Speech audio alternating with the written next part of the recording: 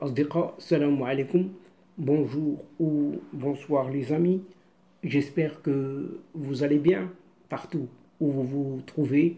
En tout cas, c'est ce que je vous souhaite et pour le meilleur de toutes les situations, bien sûr. Bienvenue sur votre chaîne Bled Maralibia et merci beaucoup pour vos gentils commentaires ainsi que pour vos précieux conseils.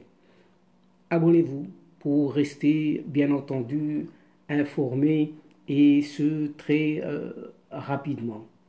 Pour moi, je suis heureux et content de vous retrouver une nouvelle fois à travers cette nouvelle vidéo. Mesdames et messieurs, chers amis, justement, cette nouvelle séquence vidéo se penche sur une certaine guerre qui ne dit pas encore son nom, mais ce n'est guère lointain, puisque une certaine Algérie, décidément, prend les devants en exhortant la Chine et la France à se protéger du Maroc, entre guillemets. En effet, ce n'est plus un secret pour personne. Désormais, les tensions entre Alger et Rabat augmentent crescendo et de plus en plus en raison des campagnes de propagande menées par un certain gouvernement algérien, si on peut l'appeler encore ainsi, un gouvernement. Et, chers amis, rappelons-nous-en, celui qui se croit tel un président, un certain athée algérien, a déclaré à la presse locale à la fin de l'année dernière que, on ouvre les guillemets et on les ferme, la rupture avec le Maroc était une alternative à la guerre entre les deux pays.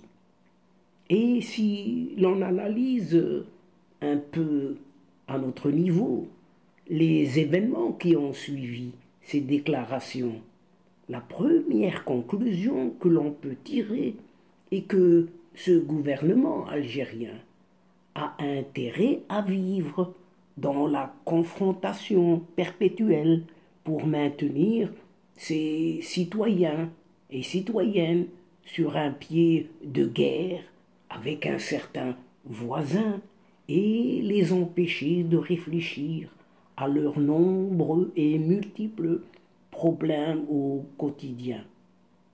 La dernière initiative d'Alger a été d'attirer l'attention sur le fait qu'elle demande à la France et à la Chine de se protéger du Maroc. Rien que ça.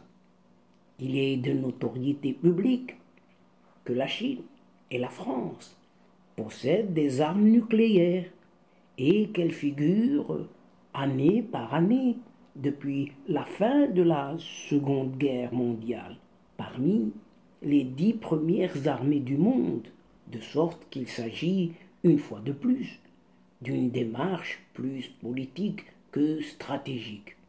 Ce n'est d'ailleurs pas un hasard si l'on fait appel à ces deux pays, Chine et France, puisque le premier, la France, a délaissé le continent africain complètement, entre autres à cause de l'inefficacité de certains gouvernements, et que le second, la Chine, est le premier investisseur du continent et l'ennemi public des États-Unis,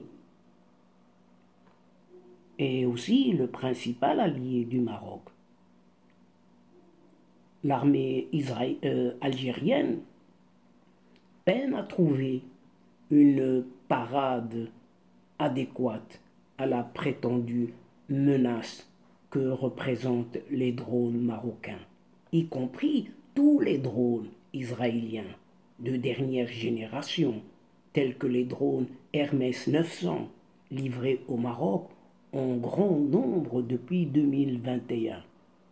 Jusqu'à présent, les drones ont été utilisés pour porter des coups sévères aux milices armés du Front Polisario, tout en neutralisant une grande partie de leurs équipements et de nombreuses unités armées, dont beaucoup sont d'origine iranienne. Et ces drones marocains ont fait face efficacement.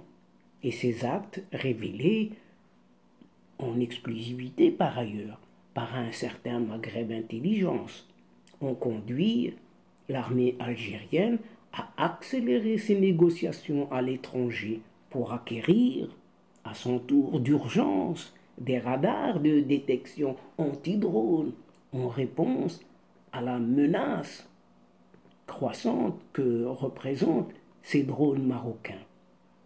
Et selon le journal arabophone, ce vieillard de Saïd Chengriha, le chef des forces armées algériennes, a insisté auprès de ses homologues militaires français lors d'une certaine visite stratégique à Paris fin juin dernier pour que cette Algérie s'équipe d'urgence des mêmes radars que l'armée française a récemment commencé à expérimenter en les plaçant sur des véhicules blindés qui abattent les drones.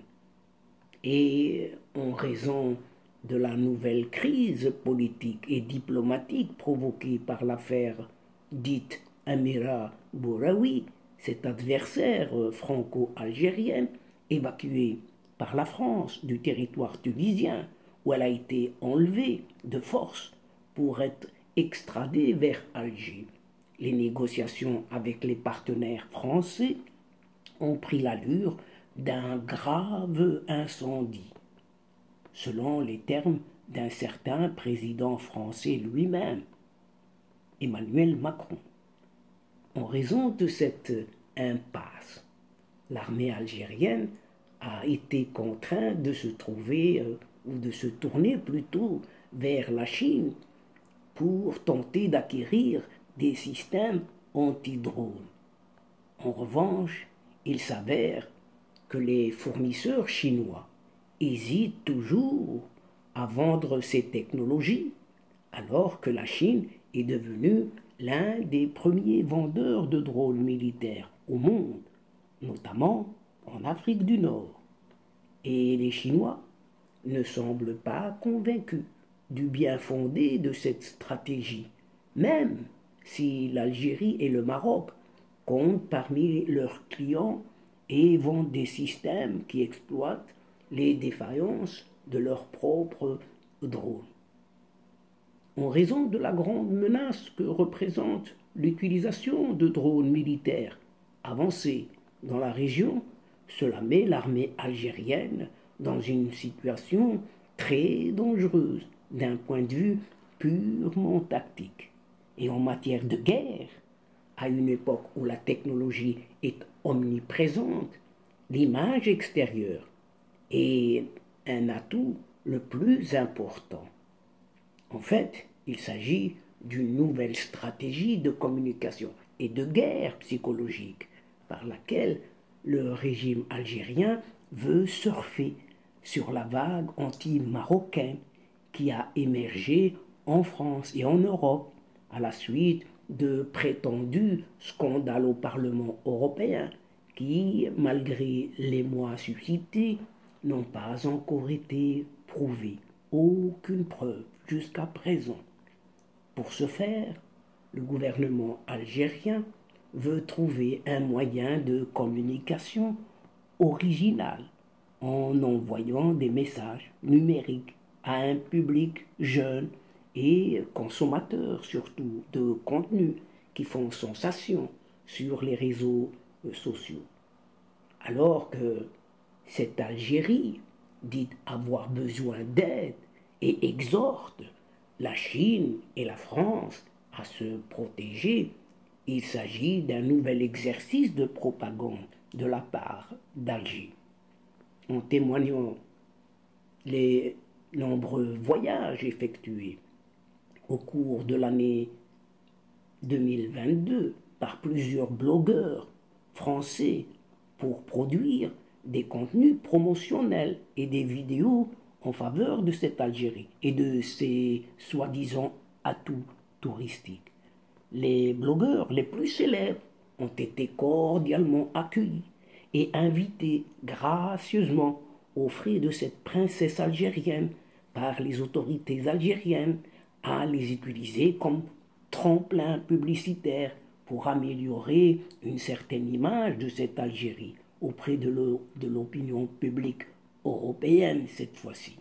Aujourd'hui, Alger veut utiliser la même arme médiatique fatale contre son rival de toujours, marocain, alors que le peuple algérien est fatigué, même très très fatigué, car il n'en peut plus de toutes ces mascarades de leurs soi-disant gouvernants. Les citoyens, les citoyennes ordinaires voient seulement comment ils, elles, doivent lutter jour après jour pour obtenir tout simplement de la nourriture. Comment les syndicats ne peuvent pas lutter pour les droits des travailleurs. Comment le gouvernement présidé par cet athée, un athée sans foi ni loi, encore moins de morale que de vertu, et qui falsifie tous les jours les données, ou en tout cas, il ne les connaît pas et il ne les maîtrise pas par incompétence. Comment encore ces mêmes citoyens, citoyennes, algériens, algériennes, reçoivent de l'aide de ceux qui favorisent le conflit armé en Ukraine. Et enfin, comment les choses ne changeront pas. Parce que on accuse cet ancien petit président, un certain défunt, qui a été chassé bien auparavant par un certain Hirak, parce que c'est lui, ce défunt, ce petit abbé, c'est lui qui a introduit beaucoup de ces soi-disant lois actuelles, comme si la junte actuelle n'y pouvait rien dans ce qui est probablement la goutte d'eau qui fait déborder le vase pour la société algérienne qui, dans tout cela, n'eut qu'une petite victime, mais une victime de plus. Par conséquent, le mécontentement est général dans cette Algérie et la colère du peuple grandit de jour en jour et de plus en plus.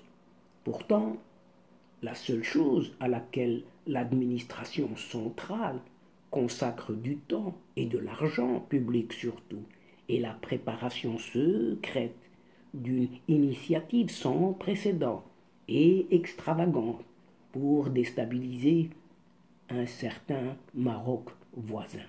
Un Maroc toujours considéré comme l'ennemi juré par le pouvoir qui contrôle le pays pour contrer les prétendues campagnes d'un certain royaume marocain. Tout ce remue-ménage provoqué expressément par cette junte au pouvoir, tout juste pour agiter davantage encore la stabilité dans cette région afin d'alimenter un certain groupe Wagner aux frontières algéro-maliennes et pour apporter un certain soutien économique à la Russie ainsi qu'à l'Iran à travers l'achat tout simplement d'équipements militaires. Et là, on voit où va tout cet argent de ce pétro-gaz algérien. Et donc, chers amis, mesdames et messieurs de la chaîne, c'est ici, sur ce constat de guerre qui ne dit pas encore son nom, d'une certaine Algérie qui exhorte la Chine et la France en ce moment à se protéger, entre guillemets, du Maroc, que prend fin cette présente séquence en prenant congé de vous, tout en espérant vous retrouver avec plaisir et comme d'habitude. Merci pour votre fidélité, mais n'oubliez pas de nous aider mutuellement en nous soutenant et surtout en vous y abonnant. Partout, vous pouvez le faire, vos proches, vos connaissances, là où vous êtes, tout simplement, vous demandez à les faire abonner à votre chaîne. Aussi, partagez au maximum vos séquences vidéo. Et pour cela, il suffit tout simplement de faire un petit clic et c'est parti. Quant à moi, le moment est venu juste pour vous dire au revoir les amis. Al-Asdiqa, salam alaikum wa rahmatullah wa barakatuh. À la prochaine fois et à bientôt. إلى اللقاء في حصة أخرى إن شاء الله. مع السلامة.